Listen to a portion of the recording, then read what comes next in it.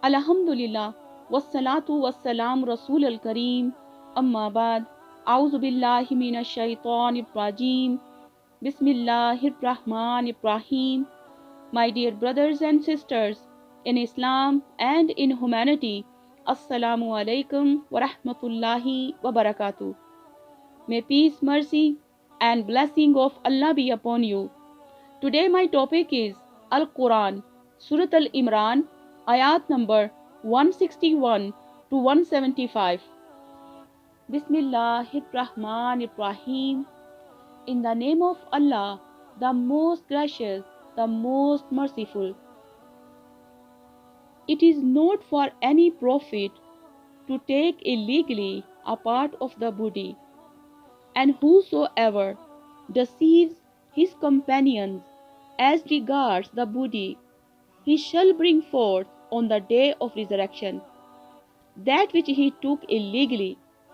Then every person shall be paid in full what he has earned, and they shall not be dealt with unjustly.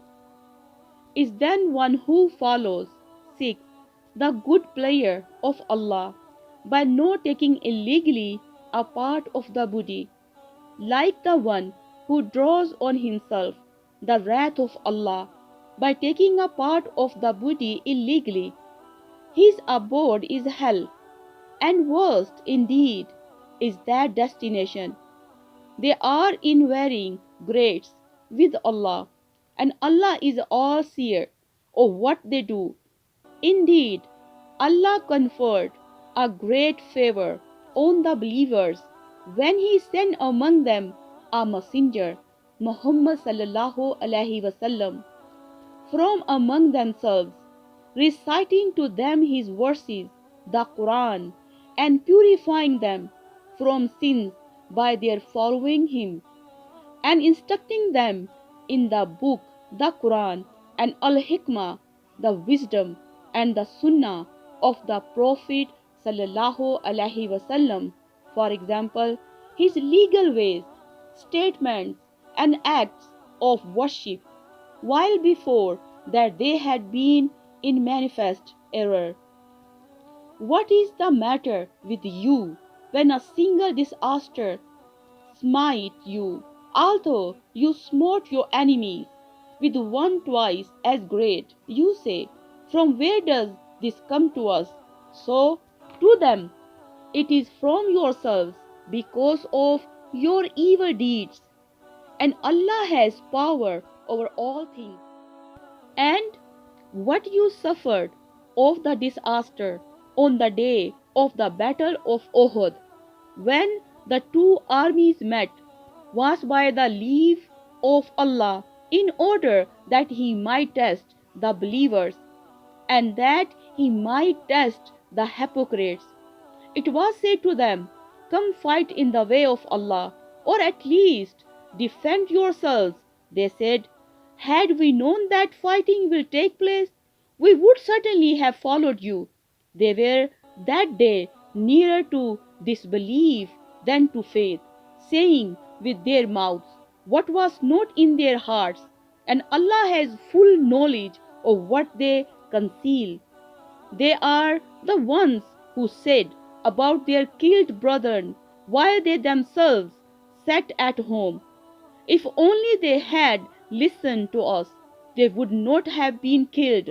Say a word, death from your own selves, if you speak the truth. Think not of those who are killed in the way of Allah as dead. Nay, they are alive with their Lord, and they have provision. They rejoice in what Allah has bestowed upon them of His bounty, and rejoice for the sake of those who have not yet joined them, but are left behind, not yet murdered, that on them no fear shall come, nor shall they grieve. They rejoice in a grace and a bounty from Allah, and that Allah will not waste the reward of the believers. Those who answered the call of Allah and the Messenger Muhammad sallallahu alaihi wasallam, after being warned For those of them who did good deeds and feared Allah, there is a great reward. Those, for example, believers, to whom the people hypocrites said, "Verily, the people pagans have gathered against you a great army, therefore fear them." But it only increased them in faith, and they said, "Allah alone is sufficient for us, and He is the best disposer of affairs for us."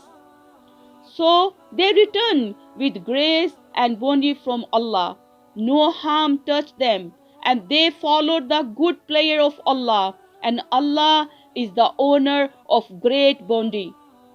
It is only Shaitan that suggests to you the fear of his awliya, supporters and friends, polytheists, disbelievers in the oneness of Allah and in His Messenger Muhammad sallallahu alaihi wasallam. So fear them not, but fear me if you are true believers. Astaghfirullah allazi la ilaha illa huwal hayyul qayyum wa atubu ilayh. Wassalamu alaikum wa rahmatullahi wa barakatuh.